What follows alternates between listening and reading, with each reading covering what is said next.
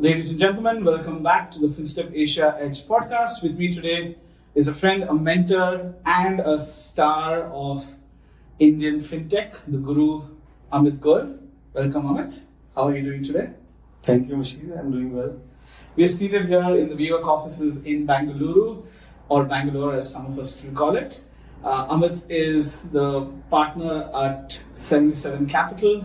He has been looking at Indian Fintech over a long period of time and also investing in some star names. We'll go through in more detail about that. Amit, your journey in Fintech has seen various different aspects to it, right? From being an entrepreneur to initially being a consultant to being an entrepreneur to now getting into investing. What has this journey been like for you? Like, how did it evolve broadly? Okay, so I had spent a lot of time outside of fintech. I grew up in a totally different world. Sure. Yeah, but in 2012, I met my co-founder in the US, who was actually into fintech and payments much before me. I would say a few years on me. And we kind of both had the same vision, or sort of an ugly understanding that technology is going to reshape financial services. And we have to be a part of it. We have to build something in that space. Initially, we were going to do something like a B2B cross-border remittance company or something. But then very quickly, we also felt that there is a need for creating like a watering hole for fintech or like a Bloomberg for fintech space. So Medici essentially was like Bloomberg for fintech space. Two parts. One, we had a platform where we were tracking about 17,000 fintech companies, and through a technology platform day in and day out. And then we were providing subscriptions to banks, financial institutions, fintech companies, investors, and so on. And then we had because fintech was we were very early in fintech, 2013 onwards. A lot of people wanted to understand what is SME lending, what is like underwriting, what is collections, what is B2B cross-border payments, and so on and so forth. So we had a blog, and we had a lot of other media stuff going on. So that company grew really well. We became a decent enough name in the fintech industry. A lot of people trusted our platform and insights. And basically in 2021, we got acquired by Proof, which is a multi-billion-dollar identity authentication fintech company out of US. After the acquisition, I actually became the country head to build the India business from scratch. So everything from product, tech, marketing, sales, the whole line. Correct. Yeah. And I did that for 2.5+ years.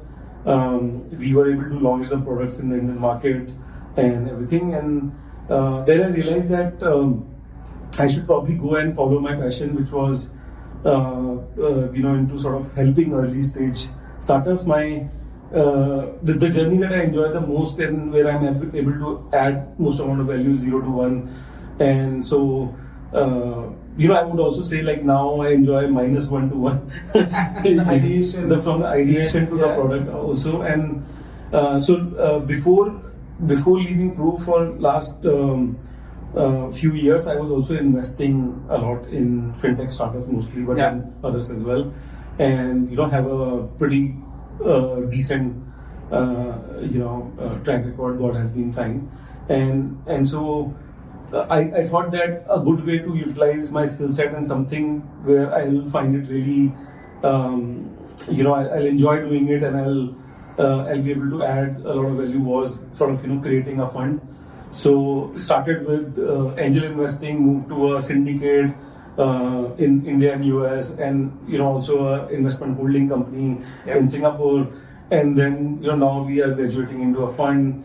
And there's something else I'm cooking, but that's kind of high level journey so far. Amit has always been very kind with his insights. We were partners for Finstep Asia in our initial days as well. But beyond that, the first time I met him was strangely enough in Hong Kong when he had come down to do a presentation on India Stack, and it was mind blowing for a lot of people who were in the payments banking industry to hear about how India Stack and the whole piece around Digital India grew and how it's impacting finance and fintech broadly. So Amit, let's maybe take a not a detour, but try to build up on Indian fintech as a journey. And I want to, people like breaking down in decades, I'm going to use half a decade. So, the period of 2010 to 2015, 2015 to 2020, and then this 5 years that we are looking at, because it's been, evolved in a nice way, if you can think about the way. So, how have you seen that growth, right? And enablers in each of those semi-decades or half-decades as it is, right? I don't know what the right term is. 5 years. I may not remember the events exactly by the years, but I'll try to explain the evolution. So, but I'll start from what Musheer was talking about. So it was very interesting, right? Between 2013 and 16, 17, I would go and speak at Money 2020 in US or Japan Fintech Week, and then the session we were kind enough to organize in Hong Kong and bunch of them. And I would talk about like India stack and what is happening in India with UPI, and people I think it was impacting only say people in hundreds. Yeah. And then I think something happened, right? And then Nandan Nilekani and the people who actually built all of this started going and talking at these conferences. Plus, I think Google submitted a paper to Federal Reserve saying UPI is like the best real-time payment system in the world. And then I think it became like a global phenomenon, right? It was very interesting those times, right? And kudos to Dilip and Praveena's team for how they built this stuff, right? Absolutely. So I remember, since you mentioned Dilip, that very long back he told me that, and they were progressing really well. And I'm just going to include, for the audience who don't know who Dilip is, Dilip Aspe is the CEO of UPI, which is NPCI, which essentially manages and runs the unified payment interface for Indian payments. Yeah. So, they were doing really well and they were growing. But Dilip was like, we need to do like 1 billion transactions a day.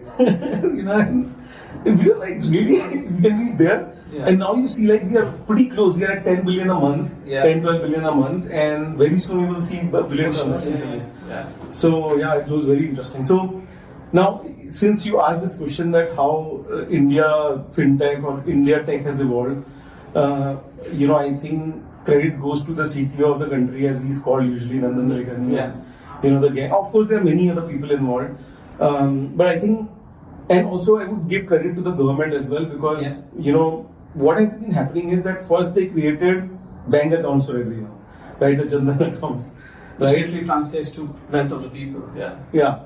Now, because you need to have a bank account to transact, everybody has a mobile phone, everybody has a connection. So that proliferation also helped.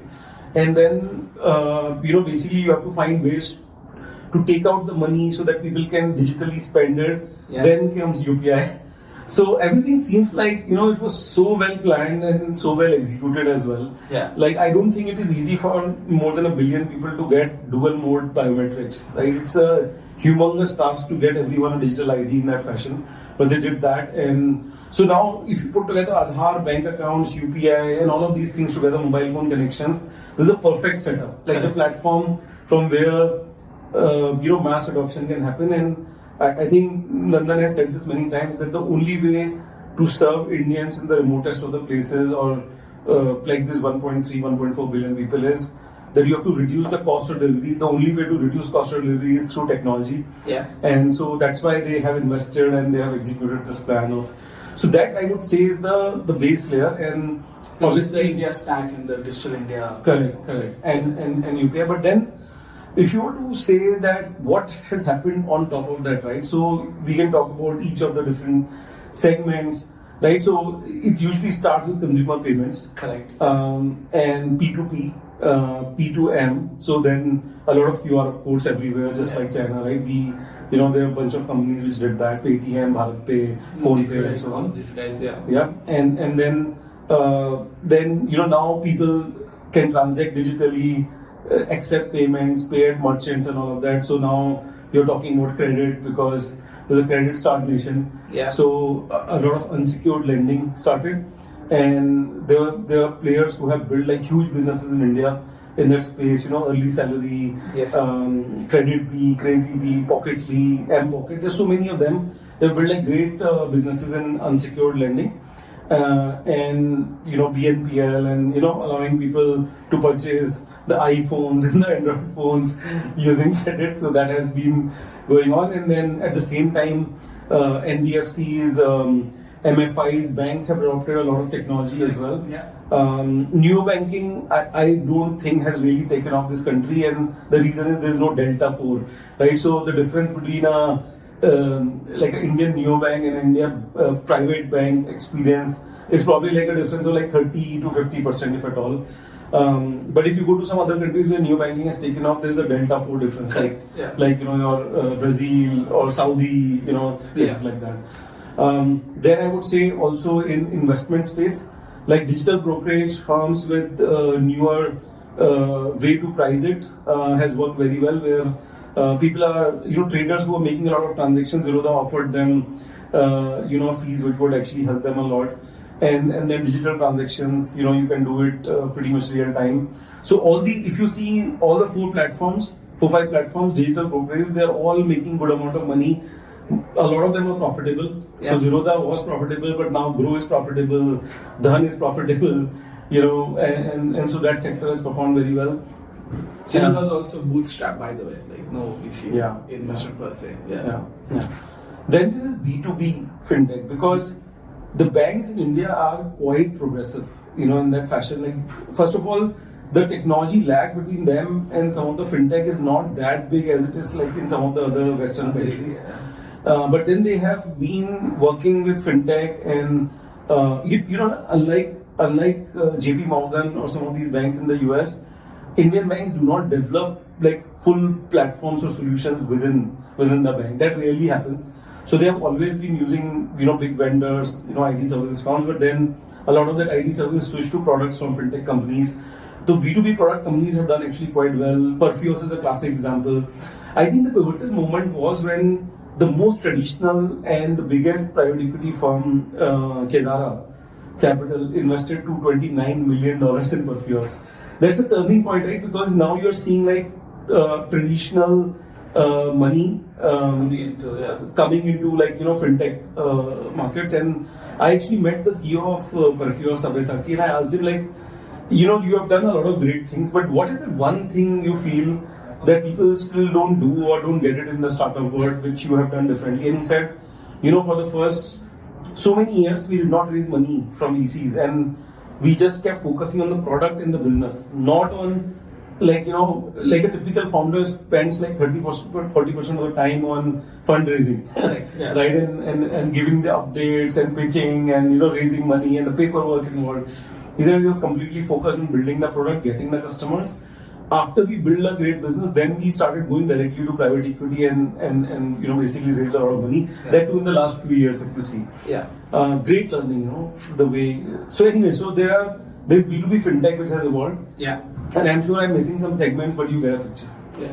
I think one of the key things I see from the India fintech growth, right, and as you're saying, the 5 years, bracket, as you rightly said, the first 5 years we can say was the infrastructure build, right? Where India Stack came in, Aadhaar, which is India's biometric program, and it has covered over 1.2 to 1.3 billion people are on it, right? Seamlessly, to a large extent, without much pain, and very, very cost effective, right? India was, when it started out, was probably $1 sub-trillion dollar economy, to now we're closer to 3 trillion, but in the start of the decade, we were still around $1 trillion. So you can see that for economies that are growing, emerging, it has become a market. And second became the mobile data conversation, right? I very rarely want to use the term democratization of a product or of something, but I think Jio in particular, when they came in, Reliance Jio, they democratized data with 10 rupees, which is approximately about 12 cents US dollar per GB, right? That made it easy for everybody to access the internet, and you would get these low-cost handsets, a lot of them Chinese manufacturers, but also the ones from like Samsung and others building, which serve this segment for $100, $200 US dollar segment, right? And I think that was a key element of that coming together of infrastructure being built, and as you said, the other infrastructure being the data build, which from 2015 to 2020, you saw the doubling of India's internet users from under 300 million to over 750, 800 million internet users, right?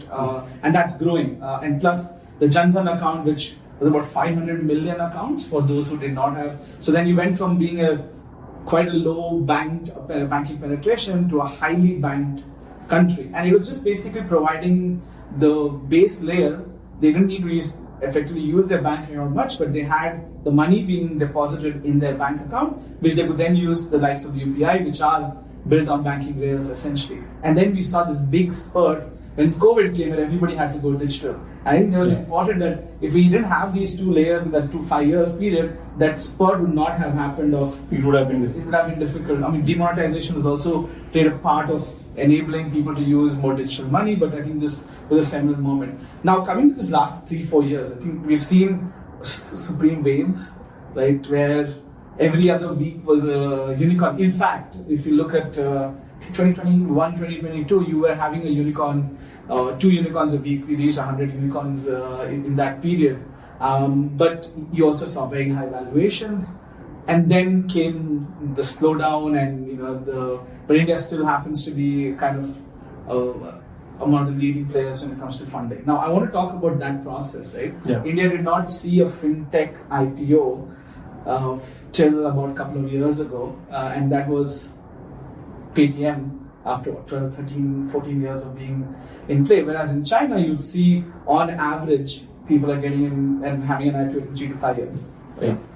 So has that capital investment cycle matured? Because what I saw from a Hong Kong, China perspective was when you're getting in early, people were exiting quickly, so they had returns that they could go back and put because they've seen the whole return cycle. So do you see, from an investment angle, and you've seen that, right? You've seen the angels, you've seen the unicorns you've invested in, to now those going and listing. Yes, a handful, but it's looking like more in the pipeline in the coming years. So how have you seen that evolve? You mentioned about Kedar and the private equity, real world cash coming in versus the VCs. How have you seen that evolve? Yeah. I think in fintech, especially on the consumer side, in India, what happens is that you have to invest a lot in changing the consumer behavior through lots of offers, discounts, coupons, and a lot of infrastructure have to be built, like deploying the POS and QR codes and all of that. So I think VCs and PEs have played an incredible role in that. But a lot of them have big portfolios and they need to see the returns. And the last 2-3 years have not been helpful. A lot of companies have either gone bust or are going out of business.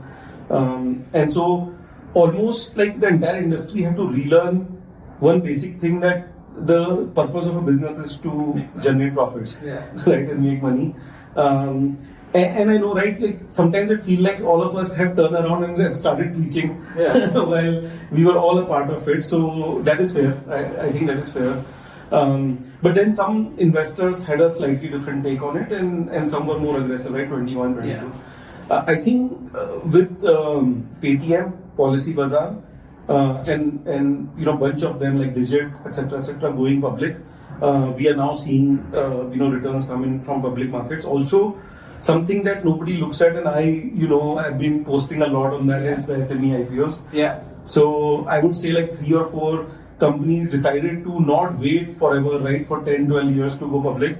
They are saying like, can we go to the public market but at a smaller scale and raise money? And then, by the way, they have like 10 crores of revenue with like, more than $1 million, $1.5 million.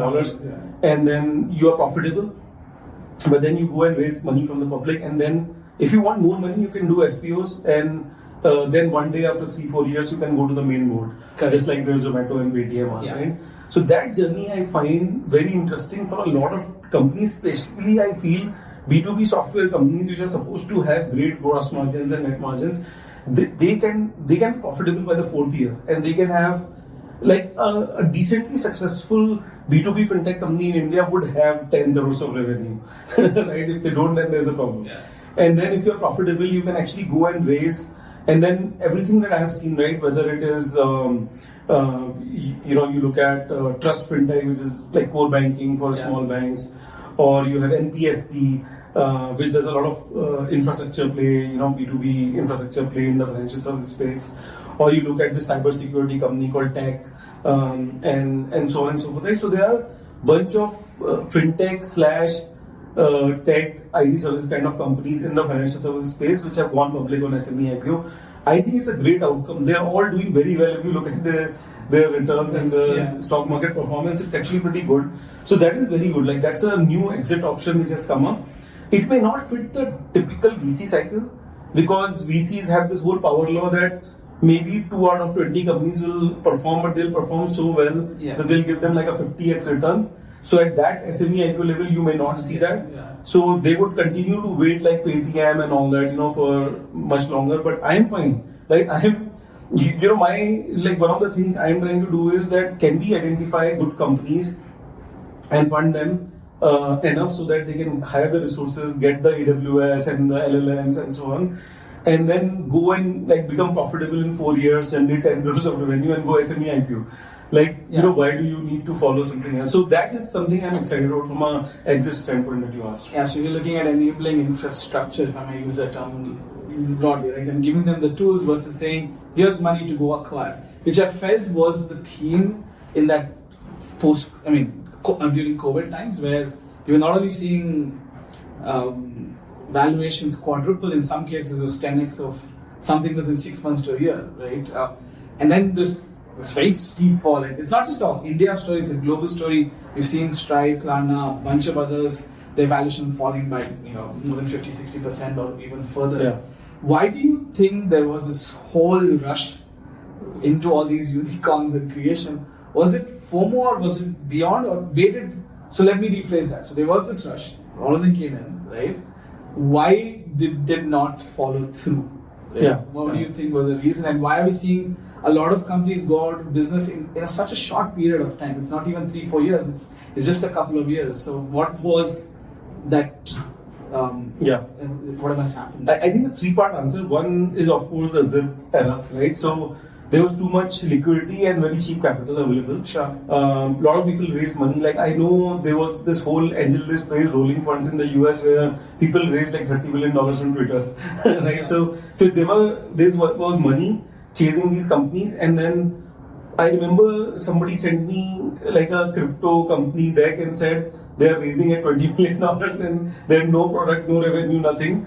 And then I said, no, I want to talk to the founders, and the person said, no, but if you think first and then invest, that's fintech. If you invest first and then think, that's crypto. And I said, okay, I'm out.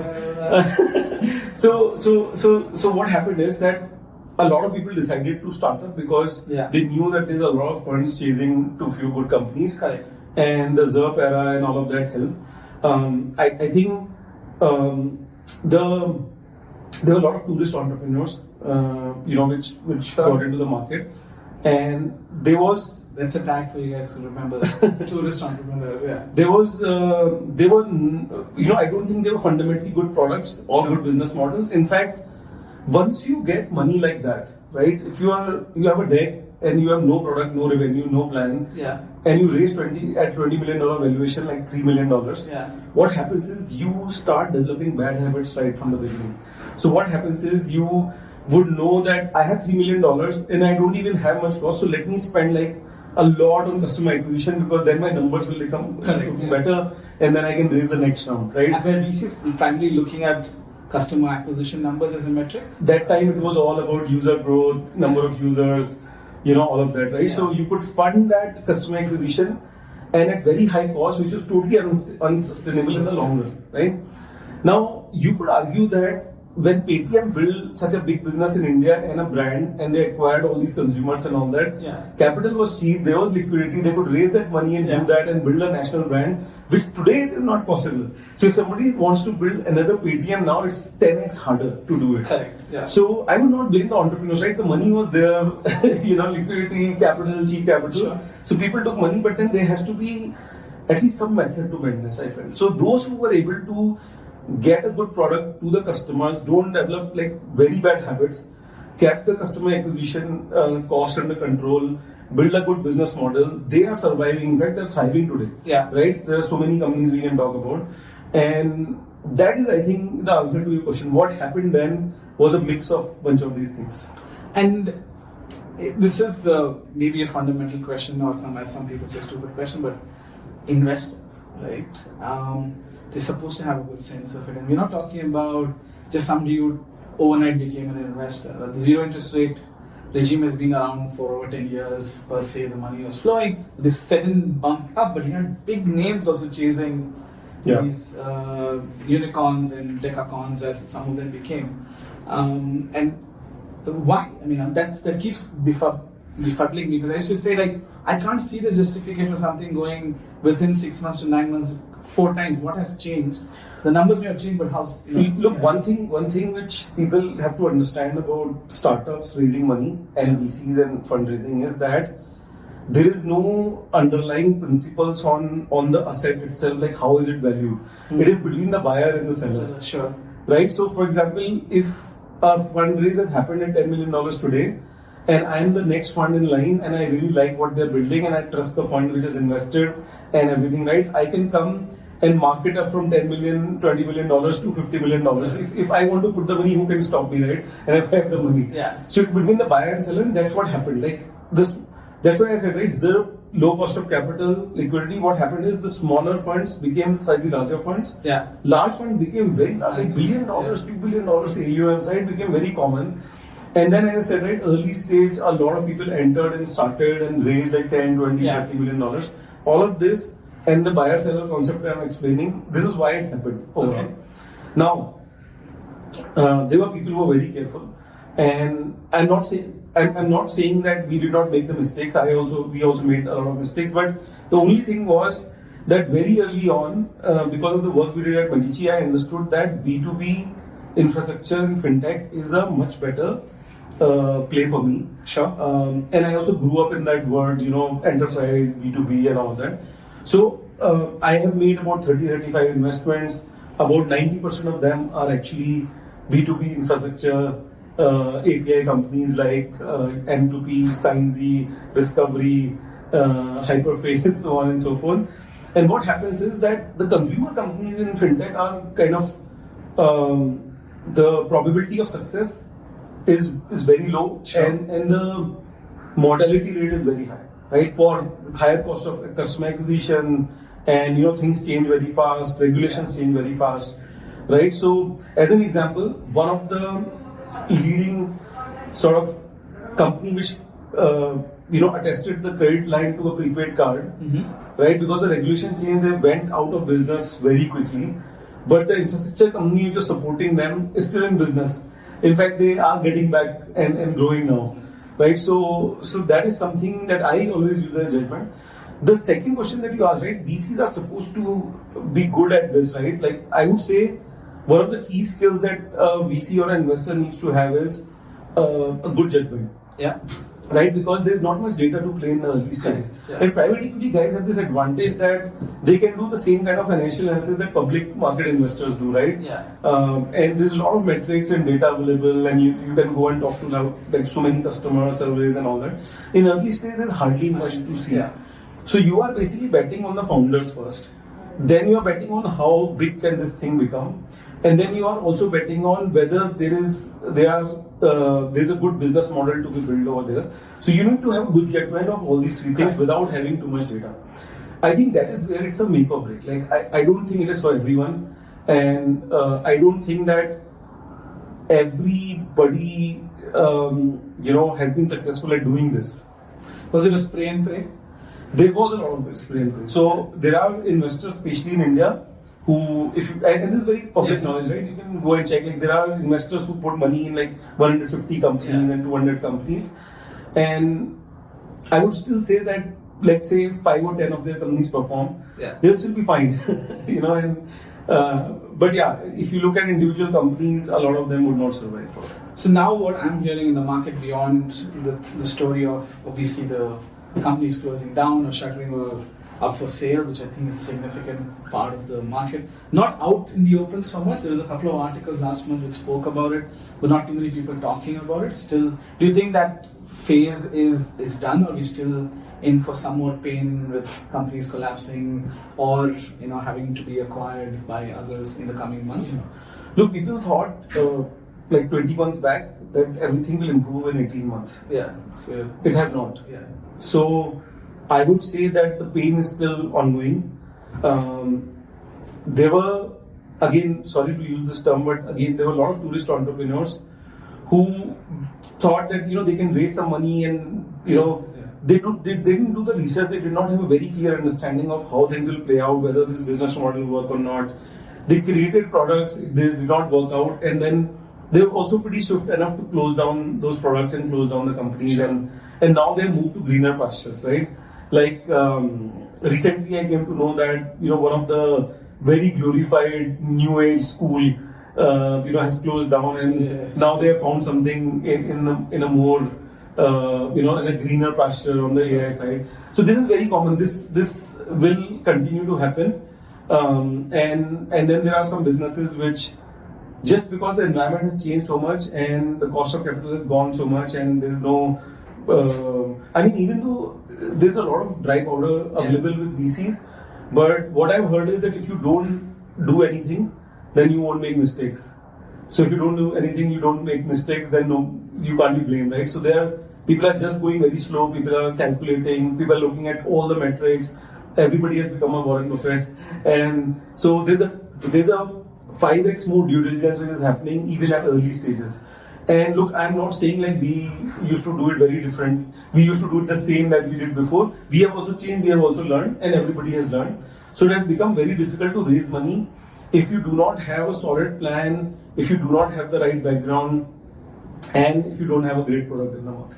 So what is 77 Capital looking at, right? And what do you see as investable sectors in the coming fintech and VC? And this is not investment advice. Please do your own research and follow through with your own calculations before you invest in anything. We're getting a sense from Amit on how he looks at and 77 Capital look at their Thank you for the disclaimer, very important. Yeah. So the last company that we invested in, it's a company called MileAway.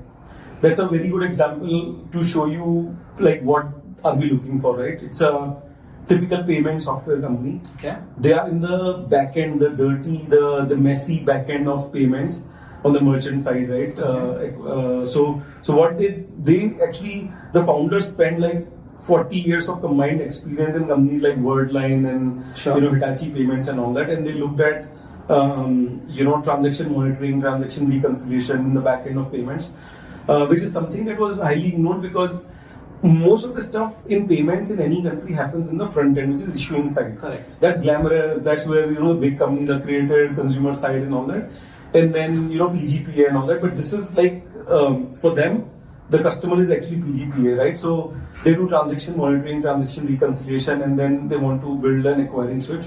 So we invested. They were already profitable when we invested.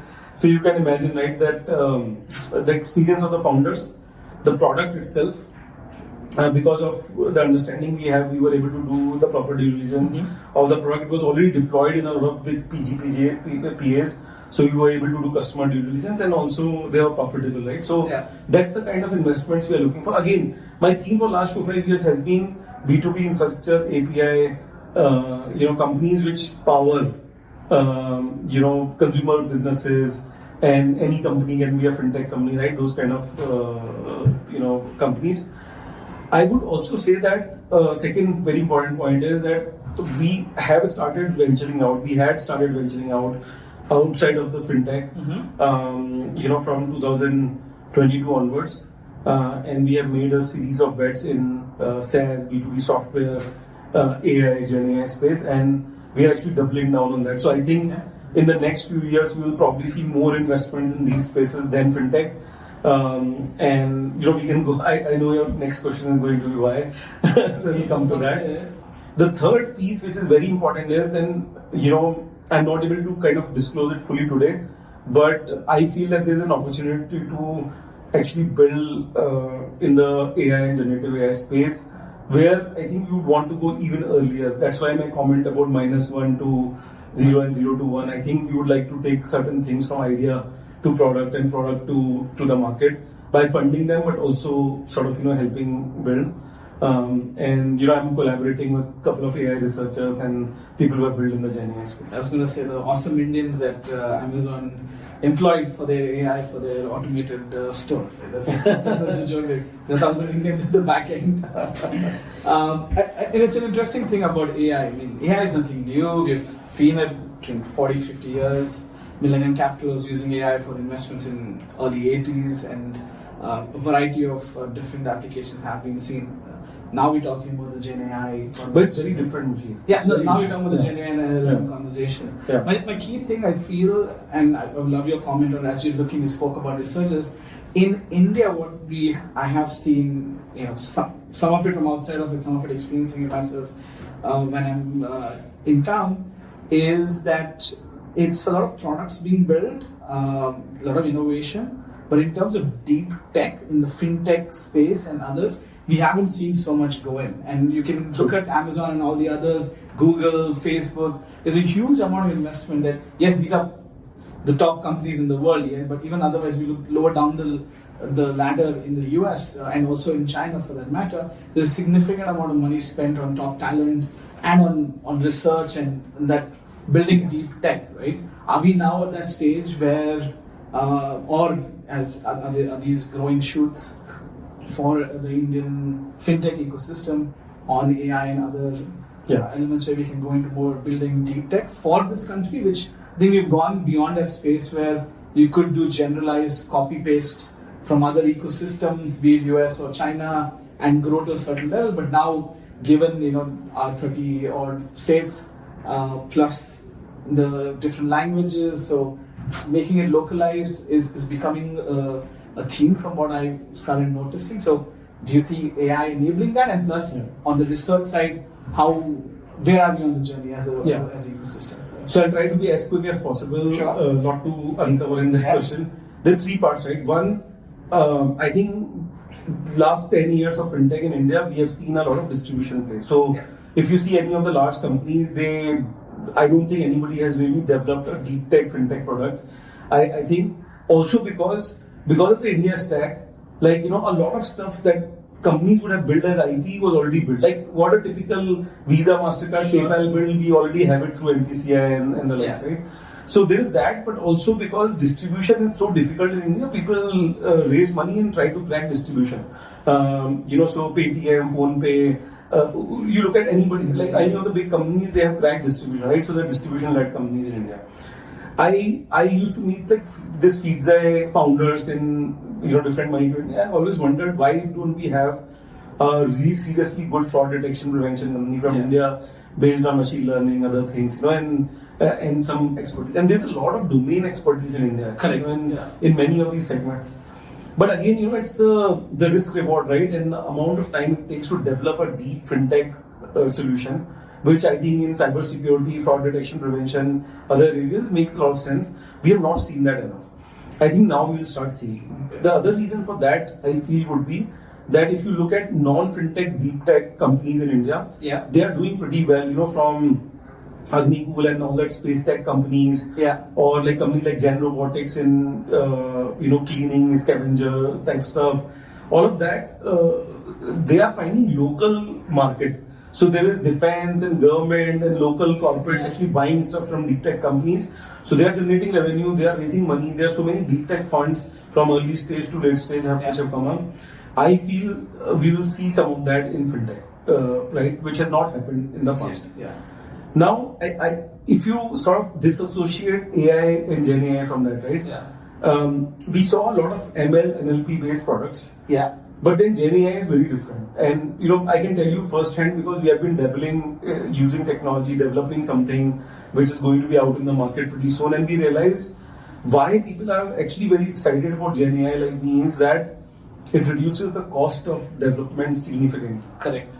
We are going, I think, using Gen AI and software which asks AI to do stuff, including actions and all of that. We are talking about what used to take 4 engineers 6 months to develop a SaaS solution. Now that can be developed in 6 to 7 weeks and then some fine tuning and all that, right? So cost, time, all of that reduces, and a lot of software will be written which will be telling AI to do things, right? So that is the big leap, I feel. And so somebody was telling me in SaaS Bhumi, the discussion was everything which has been developed in software and SaaS is up for grabs now. It will be rewritten, and if you listen to Aaron from Box, he talks a lot about how they are using it internally in the company. And similarly, the use case that we have found, it's incredible that this was not possible before in the last 20 years. What is possible today with that? So really excited about what are the possibilities. And I think what will happen in India is, I don't think we can compete broadly, right? There's been a lot of discussion about that, but I don't think we can compete on foundational models. A GPU costs like $9,000, and you need a lot of investment to actually do those kind of things. The first wave, even everywhere, if you see even in the US, people were trying to build like this. They wanted to create a finance GPT and a medical GPT and all that, and train the data. But the problem is, by the time you train the data, and this is a model that you have to take offline, train the data, by the time the LLMs itself from OpenAI and all that develop so much that now you have to think about, like, are you betting against them? I don't think it's a good bet to bet against OpenAI LLMs and the leading LLMs. Yeah. So you would rather build in the application layer, which is what I think a lot of people and developers are going to do. And the fantastic applications by doing tooling, prompt engineering on top of the LLMs, and you can achieve the results. And it's not just about fancy pictures and videos. You can actually do actions now. Yeah. Okay. So very excited. So it's an exciting space. I guess that's what it's going to be, as we build on as you collaborate potentially with some of the other players, and you see Microsoft having a big interest in growing in the ecosystem, as is Google, as well as Meta and others who may not necessarily have the same access in the other big economy in the region, being China, right? Yeah. Amit, it's been a pleasure. Any final thoughts on fintech investing for our audience? Very keen to understand this. Yeah.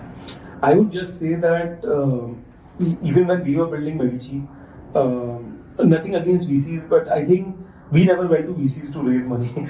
We raised money from angel investors, basically like, top 5 guys at Barclays and MasterCard and all that, people who understood financial services. And so that we could take less amount of time in raising. The main reason was that, right? That we could actually focus on the product and the business. And similarly, I think people should first focus on what is that you're building, what problem are you solving, what is the product, and then what is the market, and talk to the customer. Spend all the time between your product and the customers, and not on, like 30, 40, 50% of the time on what should be my fundraising tactic and what should be the deck. There was a guy who came to me, and this is one example will summarize everything which is wrong with the entire, this whole VC ecosystem, is that there's a guy who came to me and he's built an enterprise AI solution in the financial service space, which should be costing around $3,000 to $4,000 per month for a client. And he was offering it at $175 to a couple of enterprises. And I asked, why are you doing that? He said, because I went to VCs and VCs said, I need to have some traction and some paying customers. So I thought if I offer it $175, I'll get a few customers and then I can go and do the fundraising. And I said, but sir, do you realize that the purpose of your company and you is not to just fundraise? The purpose is to actually develop a good business and generate profits and develop generate revenues. That is what is like terribly wrong. I think my one word advice will be focus on revenues and customers. That's the old school way, right? Focus on money. People invest in if you're making money, and as you generate revenues, that can also fund your growth. In that perspective. Yeah. Fantastic conversation, honor and pleasure as always. Thank you, Musheer. Thank you for being on the Finstep Asia Edge podcast. Audience, stay tuned for more interesting and very deep conversations on fintech, virtual assets, and the future of money here on the Finstep Asia Edge podcast. Like, subscribe, and follow our pages for more content. Thank you.